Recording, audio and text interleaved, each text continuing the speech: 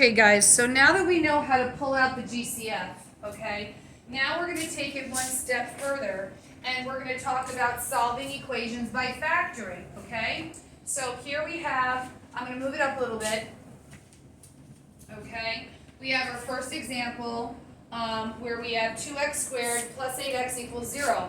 All we have to do is factor this first, then we use the zero product property to solve. So what is our GCF here, right?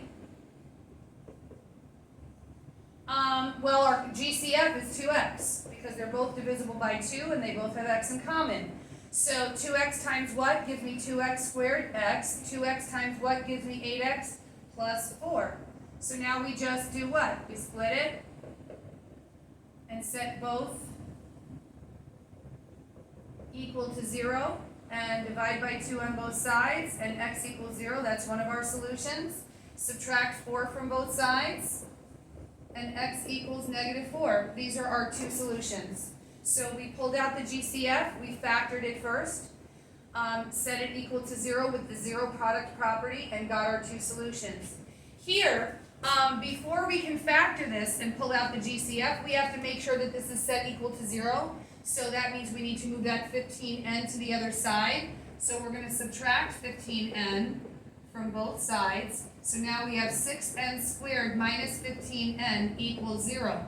So now we have to pull out our GCF. Okay?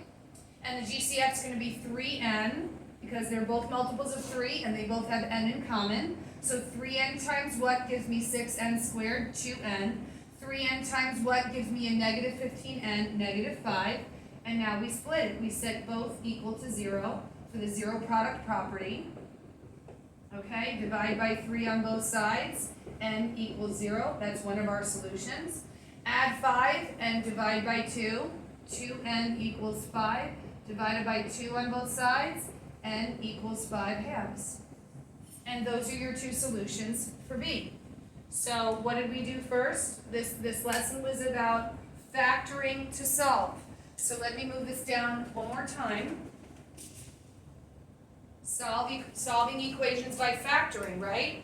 So we factored out, we pulled out the GCF first, then we set each equal to 0 and solved for the zeros, roots, solutions, or x-intercepts.